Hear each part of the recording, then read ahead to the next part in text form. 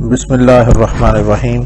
अस्सलाम वालेकुम dear students, professor Zohaib अपने नए लेक्चर के साथ। स्टूडेंट्स, हम बीएससी मैकेनिक्स का चैप्टर नंबर 6 स्टडी कर रहे हैं और आज के लेक्चर में हम एक्सरसाइज का क्वेश्चन नंबर 6 इंशाल्लाह सॉल्व करेंगे।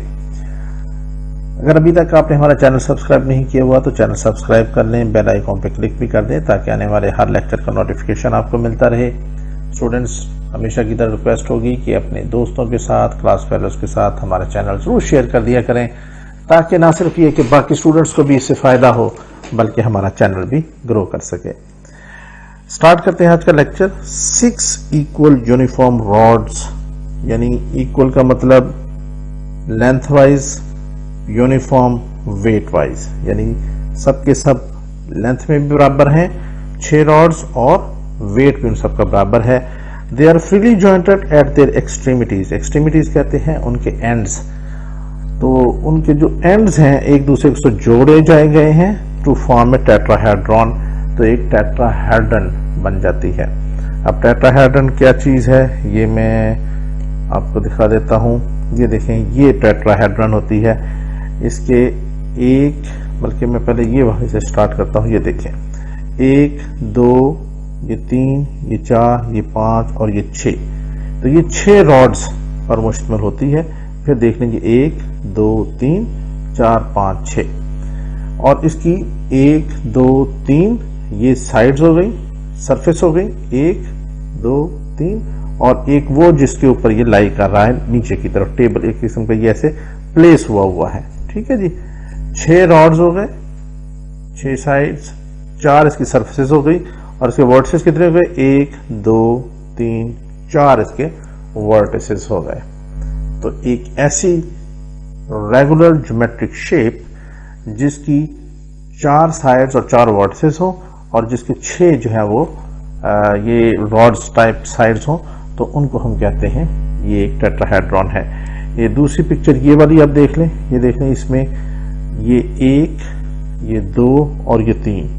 याद रखें 3 जो इसके रॉड्स होंगे इसमें वो वर्टिकल होंगे, और ये जो 3 है 1 2 और ये 3 ये हॉरिजॉन्टल। और इसी तरह एक पिक्चर ये भी है।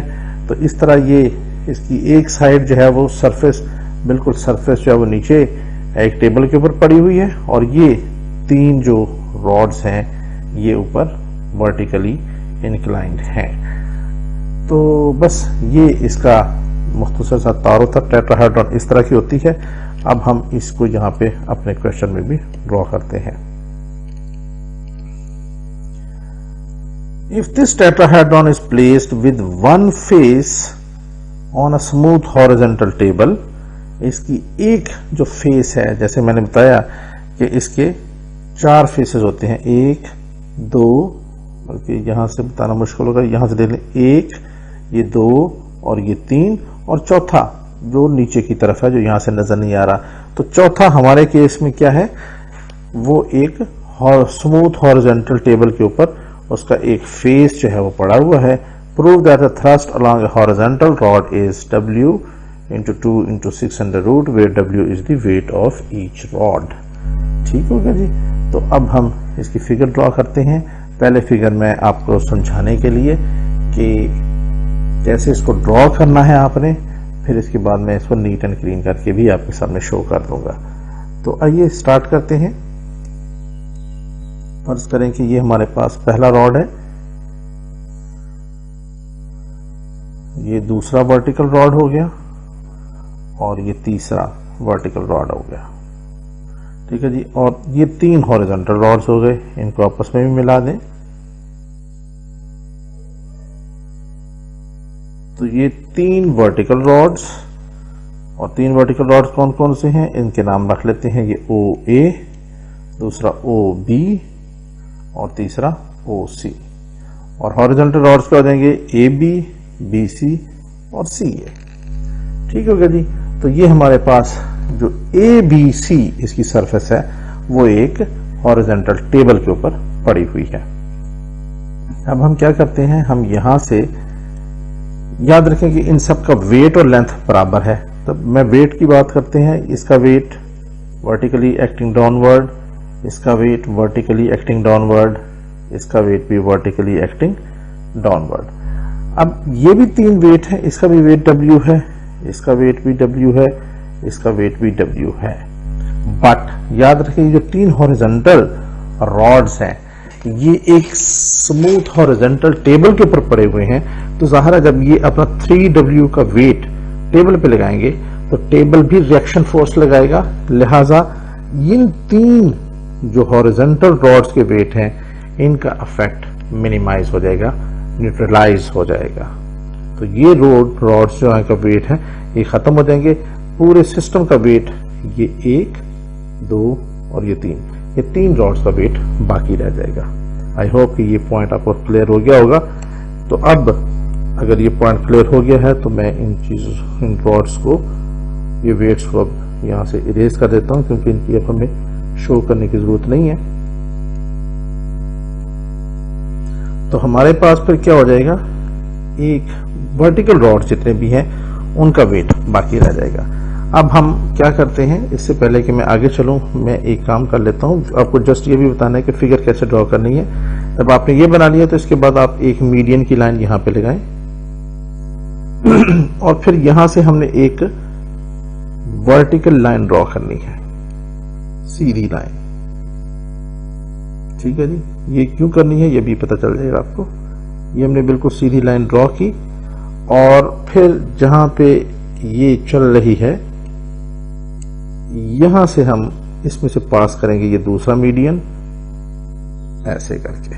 ठीक है जी, इस पॉइंट का नाम हम दे देते हैं पॉइंट D है, इसका पॉइंट नाम दे देते हैं E है, ये पॉइंट हमारे पास G हो जाएगा। राइट, अब हमारे पास 3 जो वर्टिकल वेट्स हैं 3W, उनका जो सेंट्रल पॉइंट होगा, जो उनका सेंटर ऑफ ग्रेविटी होगा वो इस O और G का सेंटर पॉइंट होगा। अब O से लेकर G तक जो भी डिस्टेंस है सेंटर पॉइंट हो जाएगा OG/2 और ये वो पॉइंट है जहां से ये वेट 3W नीचे की तरफ एक्ट करेगा। 3W क्यों? क्योंकि यहां पे सिर्फ 3 वर्टिकल रॉड्स का वेट जो है वो अब हम कंसीडर कर रहे हैं, बाकी 3 जो हॉरिजॉन्टल रॉड्स हैं उनका वेट तो टेबल की वजह से न्यूट्रलाइज हो जाता है। तो अब चूंकि ये पॉइंट जो है वो जस्ट, अब हमें फिक्स पॉइंट ढूंढना है तो हम फिक्स पॉइंट इस केस में ये पॉइंट O ले लेंगे। ये इसलिए लेंगे क्योंकि ये AC, AB और BC इन 3 का भी वेट मौजूद है, लेकिन उनका डिस्टेंस, क्योंकि वो वेट मिनिमाइज हो रहा है, न्यूट्रलाइज हो रहा है, लिहाजा G से उनका डिस्टेंस लेने का फायदा नहीं होगा, लिहाजा हमें इस O को फिक्स पॉइंट लेना पड़ेगा और इसके रेफरेंस से डिस्टेंसेस मालूम करने पड़ेंगे। तो ये हमारे पास फिगर कंप्लीट हो गई। यहाँ पे इस एंगल की भी बात कर लें पहले, ये एंगल क्या हो जाएगा, ये 90 डिग्री होगा। अब आप कहेंगे हमें तो ये 90 डिग्री लग रहा है, ऐसा नहीं है। क्यों? इसके लिए आप थोड़ा सा विजुअलाइज करें। आप समझे कि ये 3 ट्राइपॉड या एक टेट्राहेड्रॉन एक किसी कमरे के बिल्कुल सेंटर में है, जिसके एन ऊपर एक सीलिंग फैन है और उस सीलिंग फैन के ऊपर आप किसी तरह चढ़कर बैठ गए हैं और अब आप ऊपर से इस सिस्टम को देख रहे हैं। ये 3 रॉड आपको इंक्लाइन नजर आएंगे, ये वाले, ये वाले, ये वाले इस टेबल के साथ। ये वाली जो लाइन है वर्टिकल लाइन, ये समझ लें कि ऐसी एक लाइन है सीधी सी, एक लंबी, इस बिल्कुल आपके नीचे से इस पॉइंट O से लेकर चलती हुई इस टेबल तक आपने एक लंबी सी पेंसिल खड़ी कर दी है। अब उस पेंसिल और टेबल की सरफेस के दरमियान में जो एंगल है वो आप देख लें, वो डेफिनेटली हर तरफ 90 डिग्री ही बनेगा। तो इसको आपने याद रखना है। ठीक है जी, आप वैसे भी किसी पेंसिल टेबल के ऊपर अभी भी बैठे हों तो आप वहां पे एक पेंसिल खड़ी करके देख लें, आप देखेंगे कि उसका एंगल जो है वो टेबल की सरफेस के साथ 90 ही बन रहा है। तो बस यहाँ पे ये जो एंगल है ये हम थीटा मान लेते हैं। ये वर्टिकल लाइन जो है वो इन सारे रॉड्स के साथ एंगल एक बना रही है जिसका नाम हम थीटा फर्ज कर लेते हैं। सो हमारी फिगर कंप्लीट हो गई। अब हम इसको डिस्क्राइब भी कर लेते हैं।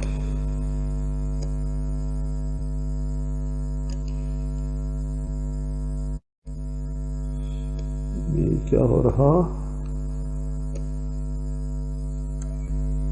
जी स्टूडेंट्स, तो यहाँ पे मैंने ये फिगर थोड़ी सी नीट करके भी बना दी है और यहाँ पे डिस्क्रिप्शन लिखती है consider 6 equal rods each of weight W such that. अब इन सब रॉड्स की लेंथ हमने बता दी कि OA, OB, OC, AB, BC और AC, इन सब की लेंथ L के बराबर है। The weight of 3 horizontal rods is balanced by the horizontal plane. ये जिसकी बात शुरू में हमने कर दी थी, हॉरिजॉन्टल रॉड्स के जो वेट हैं that are balanced by the horizontal plane. Therefore the weight 3W of other 3 rods, जो ये जो वर्टिकल रॉड्स हैं उनका वेट की बात हो रही है, that lies at point OG/2, वो इस जगह पे एक्ट करेगा। ये OG/2 जो है, जैसे हमने यहाँ पे मीडियन लिया है, बेसिकली ये भी मीडियन होता है ये ऊपर वाले 3 रॉड्स का, ठीक है ना जी। तो वो ऐसे होता है कि इस पॉइंट से इधर हमने एक मीडियन ड्रॉ किया, फिर इस पॉइंट से इधर और फिर इस पॉइंट से इधर, तो ये मीडियन होता है बाकी 3 साइड्स का। तो इस जगह पे ये सेंट्रॉइड बनता है, centre of gravity. So this OG/2 is the centre of gravity of the system.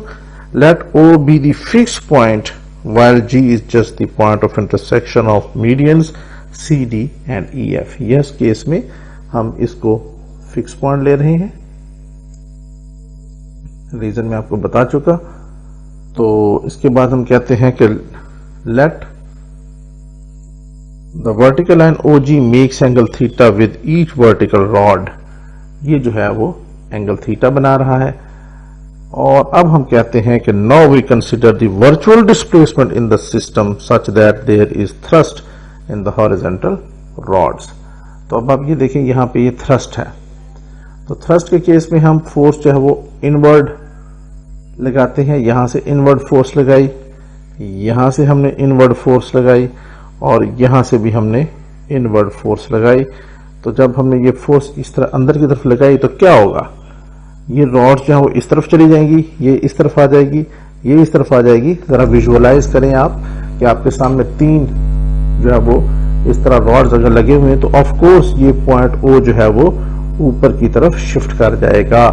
और जब ये ऊपर की तरफ जाएगा तो ये OG/2 ये भी समवेयर डिफ्लेक्ट होकर यहां पे आ जाएगा नई पोजीशन पे। बात समझ में आ गई? तो ये ऊपर की तरफ शिफ्ट कर जाएगा। तो अब हम यहाँ पे फिर ये तो हो गई, इसका जो स्ट्रक्चर में चेंज आएगी वो हमने आपके सामने पेश कर दी। अब हम यहाँ पे इक्वेशन लिखते हैं, equation of virtual work. Therefore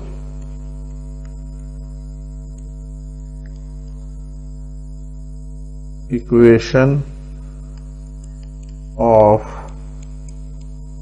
virtual work is क्या होगी? यहां पे हमारे फोर्सेस कितनी हैं? 2 फोर्सेस हैं। एक ये 3W which is acting from this point OG/2 और दूसरी फोर्स है ये 3 थ्रस्ट्स। तो पहले हम 3 थ्रस्ट लिख लेते हैं। तो थ्रस्ट हमारे पास 3 है तो 3T लिख दिया और थ्रस्ट के साथ हम हमेशा प्लस लिखते हैं और इसके साथ आ जाएगा डेल्टा। किसी एक डायरेक्शन में जो इसके अंदर चेंज आएगी हम ले लेते हैं BC, पिछले क्वेश्चन की तरह बिल्कुल BC। इसके बाद आ गया 3W, इसकी बारी आ गई, 3W हमने लिखा और इसकी जो अंदर वर्चुअल डिस्प्लेसमेंट क्या है? अब आप देखें वर्चुअल डिस्प्लेसमेंट यहाँ फिक्स पॉइंट है O से OG/2 तक का डिस्टेंस, तो ये एक्चुअली OG का आधा है, तो ये आ जाएगा डेल्टा OG/2, डेल्टा OG/2। अब ये देखें O पॉइंट से इसका वर्चुअल डिस्प्लेसमेंट क्या है? नीचे की तरफ है, ये नीचे की तरफ, और वेट किस तरफ है? वो भी नीचे ही की तरफ। तो वेट नीचे की तरफ, डिस्प्लेसमेंट नीचे की तरफ, दरमियानी angle 0, so work done will be positive. तो यहां पे ये भी प्लस आ गया and this is equal to 0। तो इसको हम यूं लिख सकते हैं, दिस इंप्लाइज, अब अगर हम 3 दोनों तरफ से कॉमन ले लें तो वो आ जाएगा हमारे पास 3, बाकी रह गया T delta BC plus W/2 delta OG and this is equal to 0। ठीक है जी, तो दोनों तरफ हम 3 से डिवाइड कर देंगे तो हमारे पास रिजल्ट आ जाएगा T delta BC plus W/2 delta OG and this is equal to 0। और इस इक्वेशन को हम कह देते हैं equation number 1। This is our equation of virtual work. अब हमने इस इक्वेशन में OG और BC फाइंड आउट करके लिखने हैं। तो इसके लिए मैंने ये पिक्चर दोबारा डायग्राम नीचे की तरफ वो कर दी है ताकि हम OG को मालूम कर सकें। सबसे पहले हम OG फाइंड आउट करते हैं। तो OG के लिए इसी वजह से मैंने इस ट्रायंगल को थोड़ा सा ग्रीन कलर में शो किया हुआ है। हम ये ट्रायंगल कंसीडर करते हैं OGC, राइट एंगल ट्रायंगल। तो हम कहेंगे from right angle triangle OGC, यहां से हम क्या करेंगे, ये G 90 डिग्री और ये एंगल थीटा। तो लिहाजा ये क्या बन जाएगा हमारे पास बेस, ये परपेंडिकुलर और ये हाइपोटेन्यूस। तो OG और OC यानी बेस ओवर हाइपोटेन्यूस, ये होगा cos of theta. So this implies OG हमारे पास आ जाएगा OC cos of theta. So finally हमारे पास OG आ गया। OC हमारे पास किसके बराबर है, ये L के बराबर है, क्योंकि हर रॉड की लेंथ हमने L ली हुई है। तो ये हो जाएगा L कॉस ऑफ थीटा। और यूं स्टूडेंट्स हमने अपनी पहली जो है वो मालूम कर ली है वैल्यू इक्वेशन नंबर 1 में पुट करने के लिए। इसको हम कह देंगे इक्वेशन नंबर 2। अब हमने मालूम करना है BC, लेकिन BC मालूम करने से पहले हम कहेंगे आल्सो, यहां से अगर GC ओवर OC मालूम करें इसी ट्रायंगल में GC ओवर OC, तो ये क्या हो जाएगा, जाहिर है अब ये परपेंडिकुलर ओवर हाइपोटेन्यूस है तो ये हो जाएगा साइन का ट्रिग्नोमेट्रिक रेशो, तो ये हो जाएगा sine theta. So this implies GC हमारे पास आ जाएगा OC साइन थीटा, और OC हमने जानते हैं L के बराबर है, तो ये हो जाएगा L साइन थीटा। तो इसको भी आप इस ट्रायंगुलर फॉर्म में रेक्टेंगल में लिख लें, क्योंकि इसकी आगे हमें जरूरत पड़ेगी। हमने मालूम करना है, इसको कह दें आप इक्वेशन नंबर 3, हमने मालूम करना है BC। ठीक है जी, तो BC मालूम करने के लिए अगर हम इस ट्रायंगल को गौर से देखें, अगर हम किसी तरह ये CE मालूम कर लें, और ये E इस B और C का मिड पॉइंट है क्योंकि ये मीडियन है, तो इस CE को 2 से मल्टीप्लाई कर देंगे तो हमारे पास BC निकल आएगा। तो हम यह करते हैं कि इस ट्रायंगल को सॉल्व करते हैं जो कि है GEC, और इस ट्रायंगल में से हम EC मालूम कर लेंगे।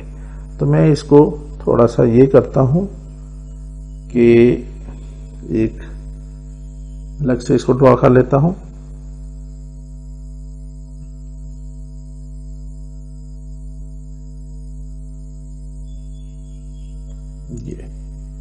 ये पॉइंट हो जाएगा हमारे पास G, ये पॉइंट हो जाएगा E, और ये पॉइंट हो जाएगा C। अब यहां पे तो ये बाहर 90 डिग्री नहीं लग रहा, लेकिन असल में ये 90 डिग्री ही है। क्यों? क्योंकि ये परपेंडिकुलर बाइसेक्टर है, ऑपोजिट लाइन के ऊपर जाकर ये परपेंडिकुलर ही ड्रॉ करेगा। इसको अगर आप फिर उसी तरह विजुअलाइज करेंगे सीलिंग फैन से, तो इस पॉइंट A से इस साइड BC के ऊपर जो लाइन जाएगी वो 90 डिग्री ही बनाएगी। थोड़ा सा विजुअलाइज करके देखिएगा। इस 2D में इसको इस तरह बयान करना जरा मुश्किल है, लेकिन बहरहाल ये 90 डिग्री है तो यहां पे हमने इसको 90 डिग्री कर दिया। अब हम जानते हैं कि ये सारी ABC 6 के 6 रॉड्स की लेंथ L के बराबर है, तो इसका मतलब है AB, BC और CA, ये ट्रायंगल जो है इसकी हर साइड बराबर है। और हम जानते हैं कि अगर एक ट्रायंगल जिसकी तीनों साइड्स बराबर होंगी तो उसके फिर ये जो एंगल्स हैं, इंटीरियर एंगल्स, वो भी बराबर होंगे। और वो बराबर जब होंगे तो इसका मतलब है कि ये हर एंगल किसके बराबर होगा, 60 डिग्री के बराबर। तो यहां से इसका मतलब ये हुआ कि from figure angle A C B ये हमारे पास 60 के बराबर होगा। फ्रॉम फिगर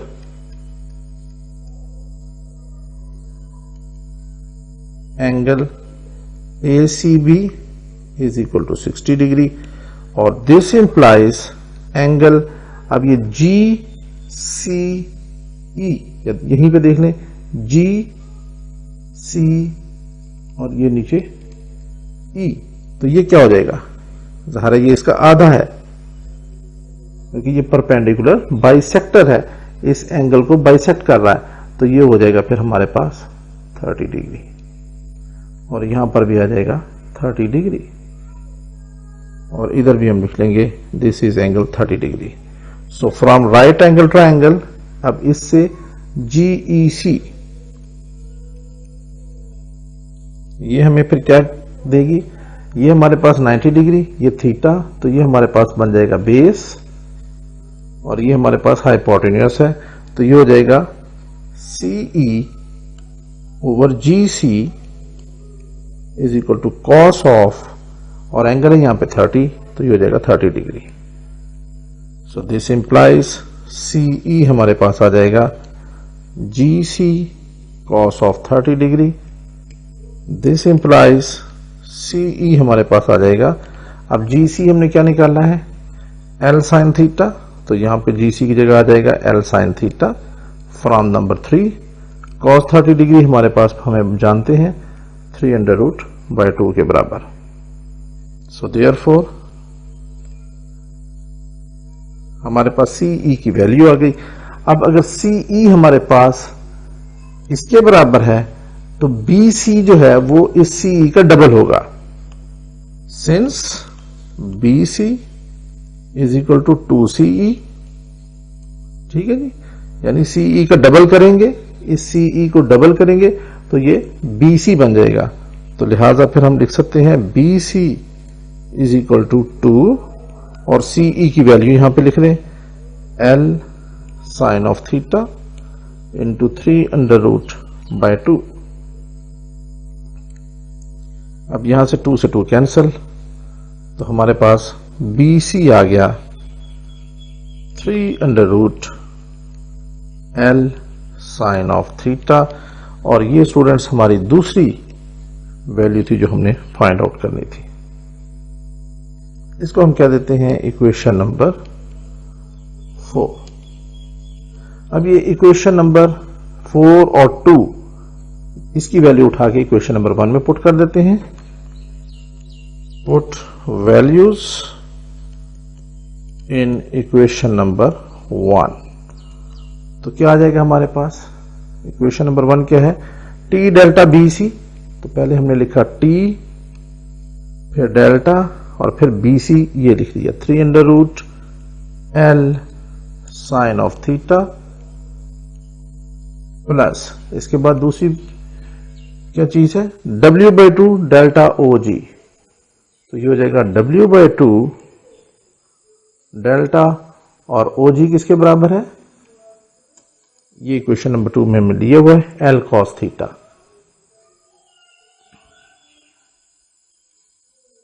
लाइट जाने वाली है तो जा चुकी है बल्कि, इसलिए मुझे जरा जल्दी करनी पड़ेगी। अब यहां से हम देखें ये L और ये L कॉमन है, तो इसको हम बाहर निकाल लेंगे, बाकी रह गया हमारे पास 3√T delta sine theta plus W/2 delta cos of theta.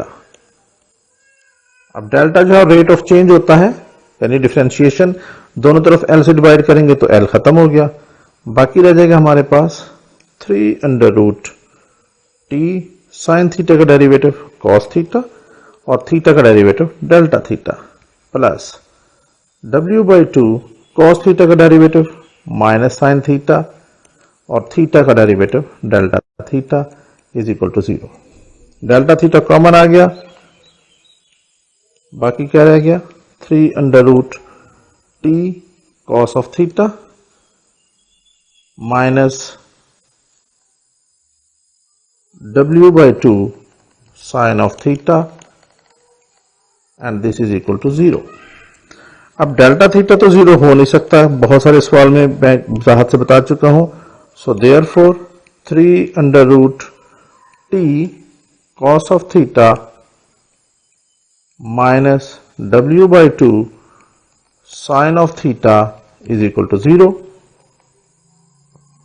यहां से आ जाएगा 3 under root t cos of theta is equal to w by 2 sin of theta। तो यहां से अगर हमने t निकालना हो तो हमारे पास आ जाएगा w by 2 into 3 under root sin of theta over cos of theta। ठीक है जी, हमने बताना क्या है, w over 2 into 6 under root. तो यहां से हमारे पास फिर आ जाएगा t is equal to w over। ठीक है जी, यहां से अब हम क्या करते हैं, यहां से एक इंपॉर्टेंट चीज हम ऊपर मिस कर गए, पिछले सवाल में हमने साथ ही कैलकुलेट कर ली थी। इक्वेशन नंबर 4 अब आप जरा कंसिडर करें, दोबारा मैं लिखता हूं, इसको हम क्या देते हैं, this is our equation number 5। हम लिखते हैं from 4 BC is equal to, किसके बराबर है BC, 3 under root L sine theta, 3 under root L sine theta. This implies, अब BC किसके बराबर है, हर साइड L के बराबर है, तो ये L आ जाएगी, तो ये हो जाएगा 3 under root L sine theta. और यहां पे आप लिखते हैं because BC is equal to L। तो यहां से L से L खत्म हो गया, इधर 1 रह जाएगा। सो यहां से हमारे पास आ जाएगा sine of theta is equal to 1 over 3 under root. Now cos theta किसके बराबर होता है, 1 minus sine square theta under root. इसको सॉल्व कर दें, 1 माइनस 1 ओवर साइन थीटा की जगह ये वैल्यू आ जाएगी 3 अंडर रूट का स्क्वायर और इस सारे का अंडर रूट। तो इसको जब आप फाइनल सॉल्व करेंगे, so this will imply cos theta is equal to 2 under root over 3 under root. इसको आपने खुद से सॉल्व कर लेना है, यही रिजल्ट आएगा। तो अब ये साइन थीटा की वैल्यू और कॉस थीटा की वैल्यू इक्वेशन नंबर 5 में पुट कर दें। Therefore equation number 5 implies t is equal to w over 2 into 3 under root. Sine theta की जगह आ जाएगा हमारे पास ये 1 over 3 under root divided by cos theta की जगह आ जाएगा 2 under root over 3 under root. ठीक है जी, अब यहां से 3 अंडर रूट से 3 अंडर रूट कैंसिल हो गया, बाकी रह जाएगा हमारे पास this implies t is equal to w over 2 into 3 under root multiply by 1 over 2 under root. So this implies t हमारे पास आ गया, ऊपर नोमिनेटर में w, इधर आ गया 2 और 3 into 2 6 हो जाएगा इसका अंडर रूट। और स्टूडेंट्स ये हमारा मतलूबा रिजल्ट है जो कि हमने फाइंड आउट करना था। आई होप स्टूडेंट्स के ये क्वेश्चन आपको अच्छी तरह समझ में आ गया होगा। अगर लेक्चर पसंद आया हो तो दोस्तों के साथ जरूर शेयर कीजिएगा, लाजमी कमेंट कीजिएगा। इंशाल्लाह मिलते हैं बहुत जल्द अपने नेक्स्ट लेक्चर में, जब तक के लिए इजाजत, अल्लाह हाफिज।